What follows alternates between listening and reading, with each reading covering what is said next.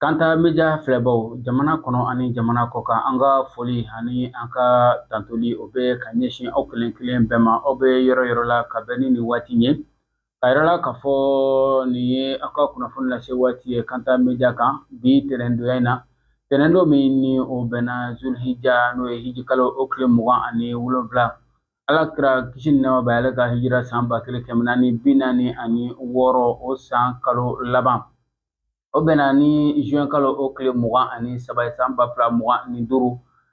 ɲɛbila kunnafoniw na bi kibaruya duman bɛ an bolo ka ɲɛsin sigida duruna maaw ma kɛrɛnkɛrɛnnenya na ayiwa kalabankurakaw fɛ yen nɔ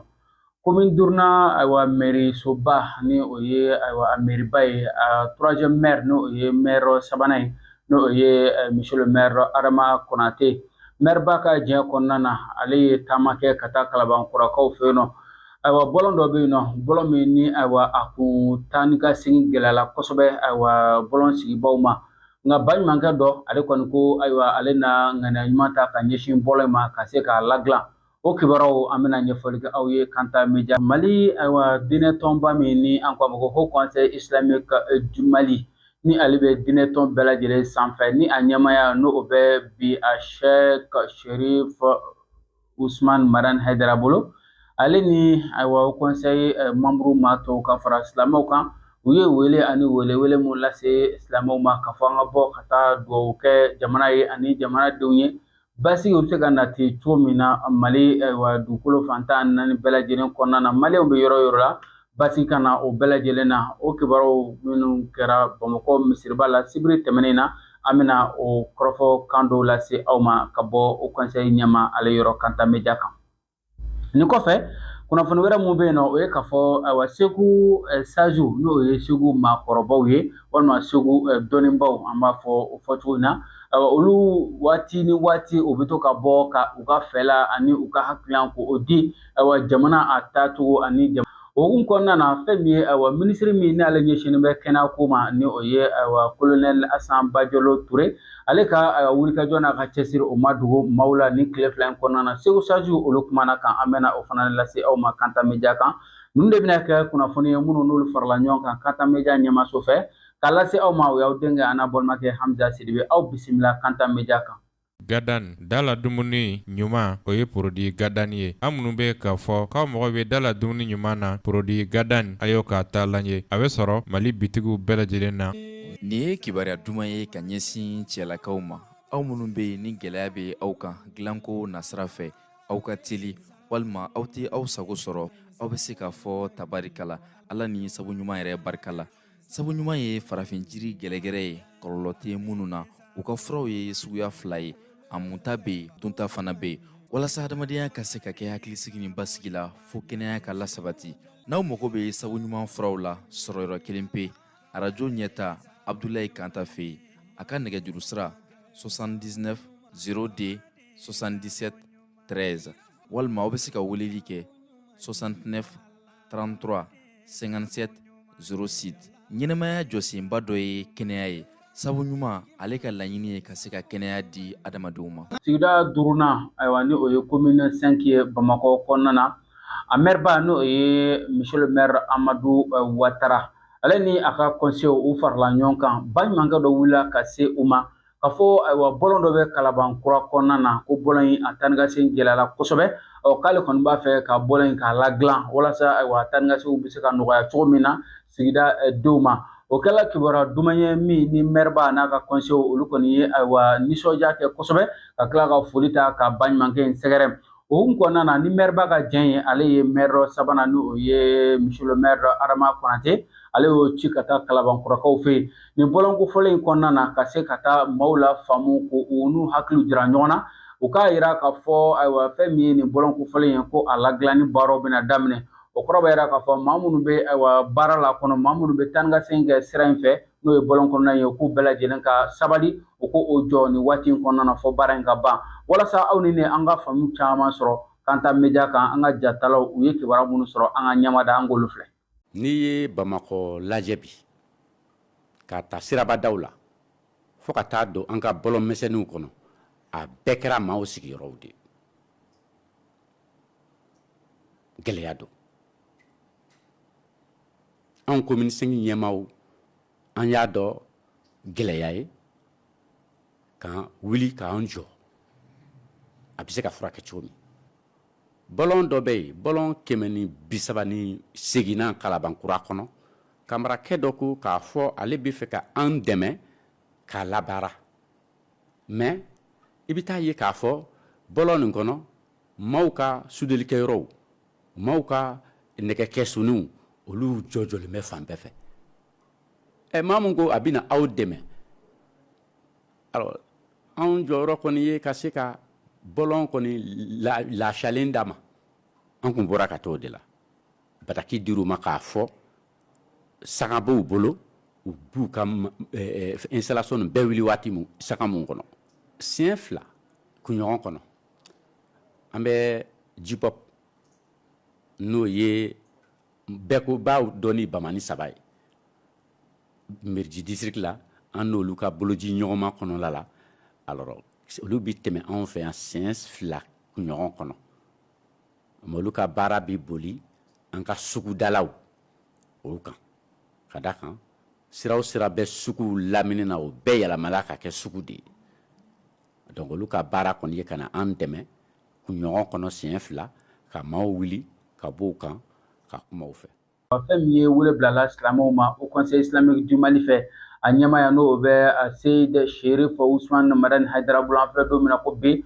ka taa dugawu kɛ ka ɲɛsin jamana ma walasa jamana bɛ kunbila mun na jamana bɛ gɛlɛya mun na ayiwa gɛlɛya in ayiwa dugawu bɛ se ka kɛ cogo min na ala ka hinana n'a ka hinɛ ye ala ka ɲama n'a ka ɲɛmaya ye walasa ka na ni basigi ani hakilisigi ye jamana kɔnɔna na o kɔrɔfɔw bɛɛ lajɛlen tɛmɛnen kɔfɛ o conseil yɛrɛ ɲɛma ale ye kɔrɔfɔ minnu fɔ kɛnɛ kan an ka fara ɲɔgɔn kan an k'o lamɛn ka bɔ an karamɔgɔ ani an fa an'an ka cɛkɔrɔba yɔrɔ Seyid Sherif Usman Madani Haidara yɔrɔ Kanta Media kan conseil islamique tɔgɔ la mɔgɔ caman kumanaw cayara mɔgɔ ɲininaw cayara minnu ko dekun bɛ an kan Mali kɔnɔ yan an sɛgɛnna Mali kɔnɔ yan an ka duguw wulila an ka duguw jenina an ka balow jenina a cayara o conseil y'a ye nin ko in bɛ cogo min na an b'a dɔn an ka faamaw b'u sɔn mais an yɛrɛ ka wuli an ka kule faamaw ka faama na o de ala na se ka bɔda di malidenw ma minnu bɛ dekun kɔnɔ an bɛɛ de b'a kɔnɔ parce que ni balima ye dekun sɔrɔ n'i ye hɔrɔn ye i ye silamɛ ye e yɛrɛ de bɛ dekun na mais an dalen b'a la bi wuli ni ala ka diɲɛ ye an tɛ siga fiyɛw ni ŋaniya ninnu ye o kɔfɛ dugawu ye silamɛ ka kɛlɛkɛminɛ de ye n'a gɛlɛyara cogo o cogo taa cogo tɛ ci an silamɛw la ka dugawu da anw dalen b'o de la wallahi ni dugawu kɛra dugawu bɛ minɛ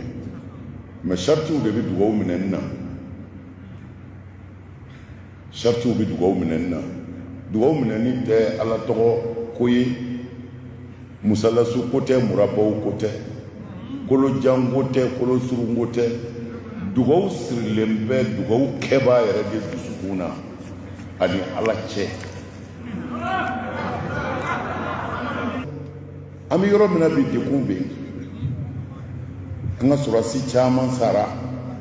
caman jogina dugu caman wulila yɔrɔ caman degunna n'o kɛra silamɛ jamana kɔnɔ u ko 95% musulman o Mali n'o kɛra anw ka jamana kɔnɔ anw kan ka se ka kuma ala fɛ anw kan ka gɛlɛya bɛɛ bɔ yen ka ɲɔgɔn minɛ fɔlɔ fɛn o fɛn bɛ wajibiya maliden ka bi ɲɔgɔn minɛ de don ka ɲɔgɔn tɛgɛ minɛ ka yafa ɲɔgɔn ma minnu tɛmɛna ka ɲinɛ o kɔ min bɛ na o ka ca o ye mais anw de bɛ kuma mɛn ala de ɲɛ bɛ dusukun na ala y'a seere ye faama ka mugan kelen t'a la faama t'a kalama yɛrɛ mais an bɛ an ka fanga fo parce que an ka ministre nana an bonya sinon an tun ma ministre prévoit yan an ka réunion na an ma place bila yan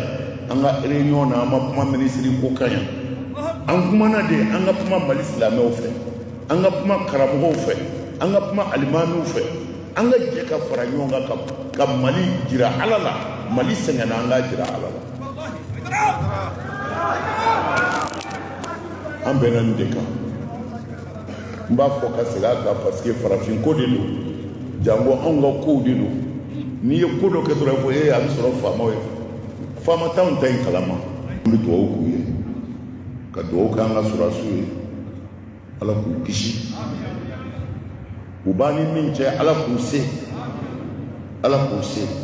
jamana in ala k'a kɔlɔsi jamana in ala k'a kɔlɔsi an tɛna kuma janya bilen an tilala an kun o conseil islamique ka wele kun ye nin ye nka an jigi ma tigɛ n b'a fɔ ye ten n bɛ segin a kan kuma la ko wa min butuni l-ma'asi yuladul amal balawu kɔnɔ jigitigiw bɛ sɔrɔ kamana gan kɔnɔ jigitigiw bɛ sɔrɔ ala k'an jigitigiw cɛw ni musow aw minnu y'an ka baara bila ka nin wele in jaabi an b'a ɲini ala fɛ aw bɛ min fɛ hɛrɛ la ala k'a k'aw ye ala ka bɛɛ ɲuman segin ka taa jamana in ala k'a basigi Ayiwa Segu an ka dɔnnibaba minnu bɛ Segu kɔnɔ n'an ko ma ko les sages de Segu waati ani waati olu bɛ to ka bɔ ka jamana ka a faamaw fo ka jamana ɲɛmaaw fo transition kɛrɛnkɛrɛnnana furancɛla fanga mun ni an bɛ a kɔnɔna na u ka kɛwale ani u ka baaraw la ka ɲɛsin jamana ani jamanadenw ma ko madama u kɔni b'a la ka jamanadenw fɛla kɛ madama u b'a la ka jamana kɔni ka baara k'a kɔnɔ min bɛ jamanadenw fɛla ye ko olu segu ayiwa dɔnnibaw olu segu maakɔrɔbaw k'olu ka dugawu ani u ka dɛmɛ o b'u ye sanga ni waati kɛrɛnkɛrɛnnenya na fɛn min ye ayiwa minisiri min ɲɛsinnen bɛ kɛnɛ ko ma colonel Asan Bajalo Ture ale ka wulikajɔ a n'a ka cɛsiri ni ayiwa o ma dogo malidenw na kɛnɛ bunakun na an filɛ waati laban minnu kɔnɔna na waati caman a bɛ bɔ ayiwa ka fɛn caman fɔ min n'o ka di jamanadenw ye walasa yɛlɛma bɛ se ka don kɛnɛyako la cogo min na walasa an ka faamu caman sɔrɔ Segu maakɔrɔbaw n'o ye Segu dɔnnikɛlaw ye les sages de Segu olu ye min fɔ o kɔrɔfɔ kanw na an ka fara ɲɔgɔn kan Kata Media kan an ka o lamɛn. An ka minisiri min bɛ santé kunna kɛnɛya kunna a ye baaraba dɔ kɛ kɔsa in na sages ko ka foli lase a ma k'u b'a kɔ a la an balila ka fɛn dɔ ye réseau kan an ye muso dɔ ye a bɔra a ye video kɛ video in a kumana a ye dɔgɔtɔrɔkɛ dɔ filmer a bɛ ka kuma talonnenw fɔ mais an y'a mɛn ko muso in fana ko a kirila ko a minɛna k'a datugu kaso la mais Mali bana ye yɔrɔ fila de ye Asimi ye mɔgɔ min bila ye an k'a dɛmɛ ni o ye Bajalo ye colonel Bajalo wallahi a bɛ se ka yɔrɔ in dilan an ka jamanadenw an ka jɔ a kɔfɛ Mali dɔgɔtɔrɔso an kana ɲɔgɔn nɛgɛ o bɛ to ba ninnu man ɲi fantan degunnen don a kɔnɔ ɲɛɲuman tɛ kɛ ka fantan lajɛ fantan tɔɔrɔlen bɛ a kɔnɔ nkalon t'a la ni i ye n'u ko n'a ye dɔgɔtɔrɔ ye ko min kɛ i kana filmer wallahi an ye muso dɔ ye a ko k'a den kun kan ka taa i ka dɔn k'a fɔ min ka dɔn k'a fɔ n b'a fɔ cogo di a kan ka taa oxygène kan ka kala fiɲɛ kan ka d'a ma k'a ye yɔrɔ o yɔrɔ yaala n'u m'a fɔ buruku bari a kɛra ta a laban bɔra ka kuma an y'a ye o muso ye problème sɔrɔ muso in n'a ma fili kati ka don a tari jumɛn ko ka d'a kan ko prévu t'a bolo muso in laban tun bɛ ka taa kaso la mais min fana y'a filmer o taara kaso la o tuma a kɛra dɔnni dɔngoma ye n'i y'a filmer prévu t'i bolo n'i m'a filmer prévu t'i bolo n'i y'a filmer i ye sariya sɔsɔ ni kojugukɛla y'a ka kojugu kɛ sages ko k'a filmer k'a jira diɲɛmaa na ko de bɛ kojugu ba dugu la Bajalo sages ka cikan dɔ ko o yɔrɔ min bɛ Mali sariya la k'a fɔ n'i ye maa filmer a man d'a ye k'o kana kɛ kojugukɛla k'u k'a bɔ a la siga ni kumana a bɛ fɔ prévu t'i bolo n'i ye prévu jira kaso kojugu ye an y'a ye k'a fɔ ko wallahi billahi Bajalo bɔlen ka kuma dɔ bɔra ka Bajalo jaabi a ye an tɔɔrɔ ka d'a kan u b'a fɔ ko syndicat de don jamana in 91 syndicat an b'a ɲini u ka bila sariya wɛrɛ minɛ kɔnɔ min tɛ 91 minɛ ye an bɛ fɛ ka min fɔ Bajalo i ye jɔyɔrɔ min ta Segu sages ko u b'i kɔ a la maliyɛn bɛɛ ka fara ɲɔgɔn kan an b'i dɛmɛ fo Mali kɛnɛya ka sabati gouverneur tɔgɔ la ani an ka jamana ɲɛmɔgɔw bɛɛ tɔgɔ la ka segukaw bɛɛ fo u ka dɛmɛ ye an ka ɲɛmɔgɔw ye transition ɲɛmɔgɔw ye n bɛ laɲini mun kɛ segukaw ye ani jamaw ye aw ye dɛmɛ mun kabini ko daminɛ fo bi transition ko daminɛ fo bi aw ye dɛmɛ mun ta ka jamana ɲɛmɔgɔw sɛgɛrɛ ka jamana sɛgɛrɛ aw ka continuer o ye an ye o foli k'aw ye ka ban hali sisan aw ka continuer k'an ka jamana ɲɛmɔgɔw dɛmɛ o dɛmɛ tɛ discours ye o dɛmɛ tɛ a tɔgɔ ye di dɔnkilida ni tɛgɛrɛ fɔ ye mais o dɛmɛ ye wale de don o don an ka taa ni Maliko ye an ka wuli ni Maliko ye n'o bɔra yen ka dɛmɛ fana lase an ka sɔrɔdasiw ma ni ko sɔrɔdasiw an ka fini dɔnbagaw bɛɛ on dit bamananw yɛrɛ b'a fɔ jɛgɛ jigi ye ji de jamana ka ji ye aw jamana mɔgɔw de donc aw ka dɛmɛ o de b'a to olu fana bɛ se ka fɛɛrɛw tigɛ ka lakana sabati an ka sigidaw la aw y'a ye a bɛ ɲini ka kalo bɔ dɔɔni segu an fɛ yan nɔ an ye couvre-feu sigi couvre-feu in sigi kun tɛ ka jamanadenw ni tɔɔrɔ mais an bɛ bɔ kunnafoni dɔw kalama jamanadenw t'a kalama juguw ka fɛɛrɛw ka ca i b'a ɲini yɔrɔ min na a tɛ yen juguw donna fo an senkɔrɔ fo an ka sow kɔnɔ u bɛ yaala anw cɛla an t'a dɔn jɔn ye jɔn ye waati kɛrɛnkɛrɛnnen ka di an ka sɔrɔdasiw ma u ka larawali kɛ u ka dugu kɔnɔna na ani u ye kunnafoni minnu sɔrɔ